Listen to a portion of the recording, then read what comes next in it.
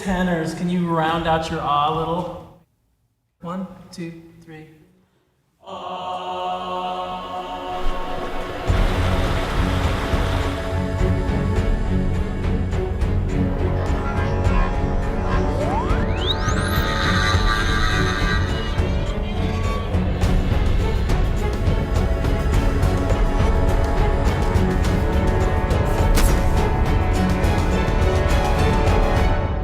Leave him wondering how the hell you did it.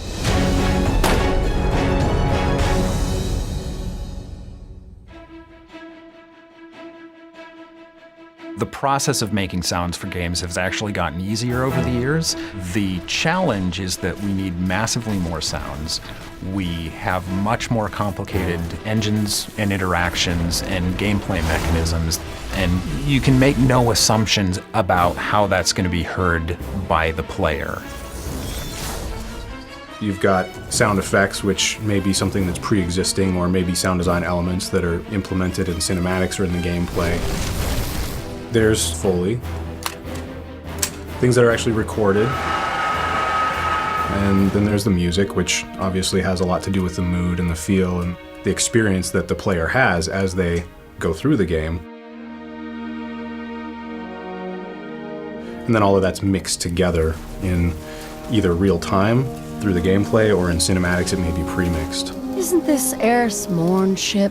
Is it? The thing that's most important to us as an audio team is making sure that the person is always hearing the most important thing in the game at the time they're supposed to hear it. So when you're firing your gun, that should be the most important thing that you hear in the game.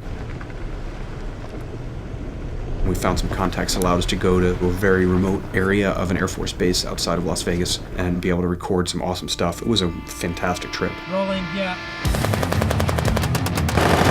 We just said, let's record as much varied stuff as we possibly can because we'll find a use for it. See the crosshairs? Yeah. We recorded about 20 plus different types of weapons, from like World War I machine guns to 50 cal sniper rifles. One of the cooler things that we did, which I had never heard about before, was some stuff called tannerite, which is used in sort of target shooting at long distances. And it's two powders that you mix together. You can drop it on the ground, you can shoot it with a .22 and it's fine, but if you shoot it with a high power rifle, it goes kaboom. We basically used that as was the basis of all of our grenade sounds in the game. It was amazing, it was awesome. One of our contacts here at Bungie runs a couple different machine shops. We're recording anything from lathes to blow torches. There's a stamper machine that was actually punching out circles of like half-inch sheet metal.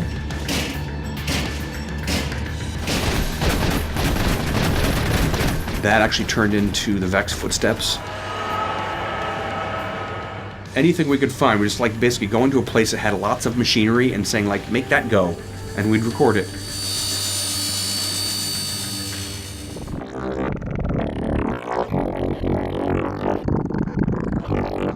This is a Eurorack synthesizer, something I've been building for a while. It's a bunch of different pieces of synthesizers you put together, kind of make your own instrument out of.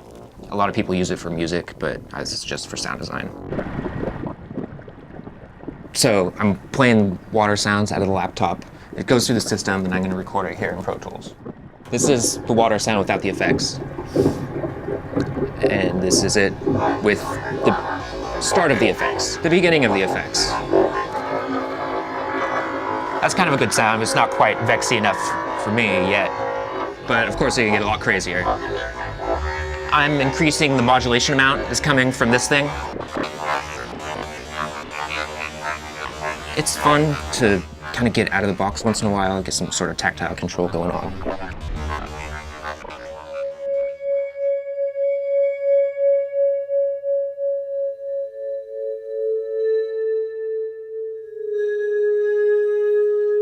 This is actually my instrument. It's called a vibraphone, and normally when you play this, you play with mallets, and so I'm actually using a cello bow. So these are metal keys, and there's an edge on here, and this bow has a lot of rosin. You can just put it on the edge, and you just slowly draw it across, and it can draw a nice sound out. We want to try and get just some things that we can use for like energy or magical tones. Like if you've been through the Fallen transporters or elevators, we'll actually have some of the sound mixed into them. I designed this little device. It's essentially a guitar pickup without a guitar. If you play guitar, you know that if you walk with your guitar in front of a light, there's this hum. Most people think that's a bad thing. And what I did was essentially embrace that interference. It's all over the Fallen stuff, but the Stealth Vandal is really, when he's invisible, you'll hear a lot of this crackling and these bizarre melodic tones. That's the interference.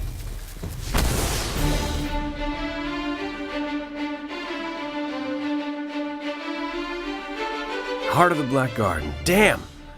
Wish I could have seen it. In Destiny, I am playing the role of Cade. What have you got? When we first sit down with a new character and a new actor, we usually take the first couple of pages with the lines that have a little bit more meat to them so that the actor can play with the character and find the voice. It's just kind of working together with everybody to kind of get in that pocket of, this is her, okay, we found her, now let's go from there. The fact that you only have your voice to play with might concentrate your mind in a way that perhaps it wouldn't if you were in vision. Centuries after the coming of the traveler, those enemies found us. I play the Queen of the Reef, Mara Sav. She is icily resolved. She will do what she has to do for what she believes in. Mara Sav bows to no one. We are Elixir. The kind of gravel and some of the odd little ornaments that I added into it, I want to go for something that has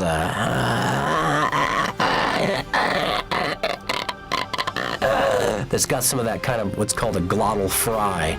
You cannot face this alone. When I came to discover the voice of Eris, I thought about despair and darkness, very dark and disturbed. And sonically, that just put it in a low register for me, like almost like a soothsayer, so to speak. I will not fail. War is the only constant, Guardians. Transmission received and verified. You're still in this fight. Unit 9940 GM, ready to help. If the Queen wants it, then do it. You've changed everything, Guardian. For organic life to persist, it requires constant adaptation. You have a stack of lines to say so that they have options for each one. Is it going to be a little more uptight? Is it going to be a little more relaxed? Do they have the options they can slide in there? Don't look at me. Better say something. Don't look at me. Better say something. Dynamic dialogue is a really cool thing because what we can do is create a bucket of 4 or 5 different lines. You say each one in a couple of different ways. Game decides that one of those lines needs to be played, it'll just pull one of them randomly. Let's get started. Am I standing next to them? Have I run off across the map?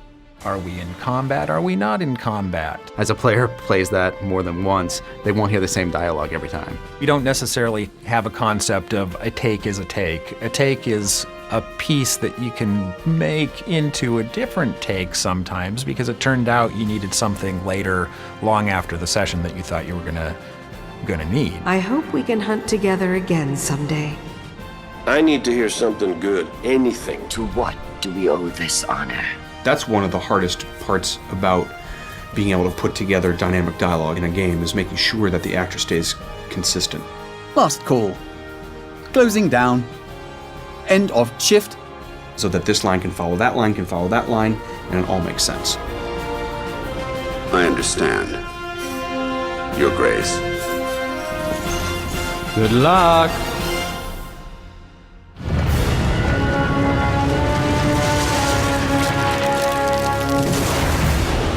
Yeah, so what you're seeing here is the audio engine in action. We can see what sounds are playing when, with this little text readout here on the screen. The mix is the most important part. You can have a lot of great content, but if you don't get the game mixed right, then the players have a horrible experience. Either the music doesn't have the impact it needs to have. Thank you for your input, Eris. Or you can't understand the dialogue, which ruins your story experience. You don't know what's going on. Or, you know, if there's too much high end in a weapon sound, it can literally hurt people if you don't do your job right. For the gameplay, the engine is pretty much the way everything is mixed. It's very powerful in the way that allows us to monitor things and for us to be able to manipulate audio in the game. We have a way of choosing which sound plays at what time based on what the player needs to know or needs to hear or what just is cool. So every time the player plays, it's essentially mixing sound real time based on certain preset mix settings.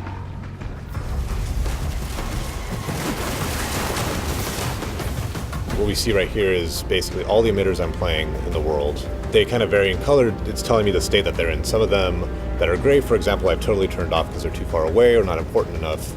The yellow is something that is active that we've turned off because there's so many other projectile sounds. You know, you only need to hear about 2 or 3 of this to get an idea of what's going on. What results is all the blue sounds. These are all the sounds providing a layer that's interesting to what is currently going on the screen. If something's not playing and we think it should be, we can look and see if the game thinks it's there, then we might know it's in our mix, or if it's not there at all, then we know it's probably inside in the game engine somewhere. It's not being called, or it's not hooked up, or it's going on. Because once you've got hundreds of sounds all piled up, it's really hard sometimes to know exactly what's causing the symptom.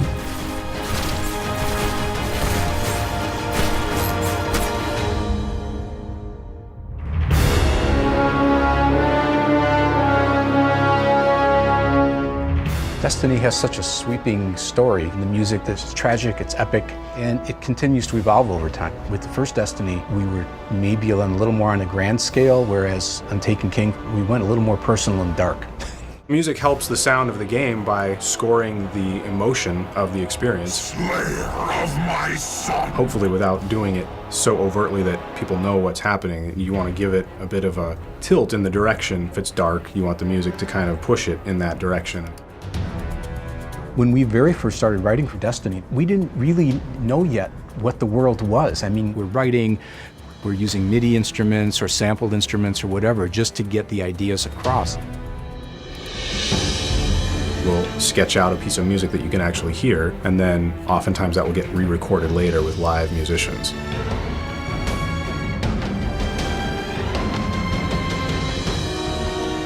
There's a very sort of exciting live feel to it that you just can't replicate in MIDI.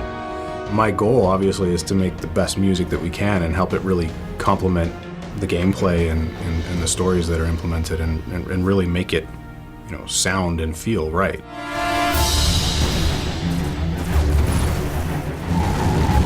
Yes, and a lot of the music plays under guns firing and bombs going off and all that stuff, but that's the game biz, man. That's okay. I love knowing it's there, even when you can't hear it because the explosions are too loud. I know it's there. I know it's there, and it makes me happy.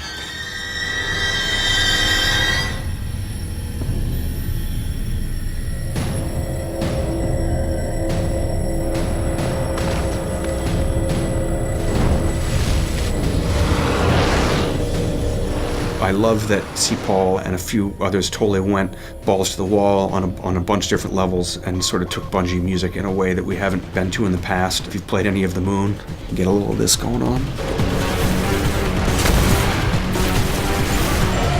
It's like Marilyn Manson meets EDM is how I saw a fan that played the beta describe it. Yeah, that works for me. It meets Marilyn Manson. I call him C-Paul Resner at the moment. Don't tell him I said that. I've definitely heard a Nine Inch Nails quality in the stuff that he has written for the Hive. I didn't think of that as a term, but that basically applies to what that music is, and that's something completely foreign to Bungie games in the past. That was very gratifying because I feel like I brought something new to what the Bungie audio experience is and can be.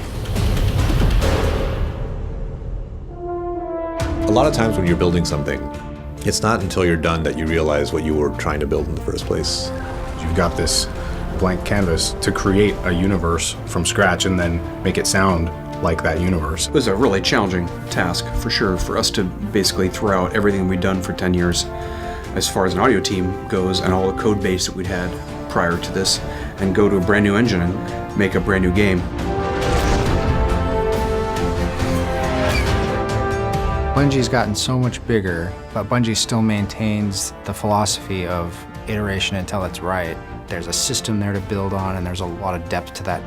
Destiny is still evolving. We're still deciding what Destiny is as we go.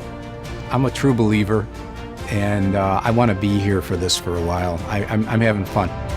I enjoy putting it all together and making it all come to life.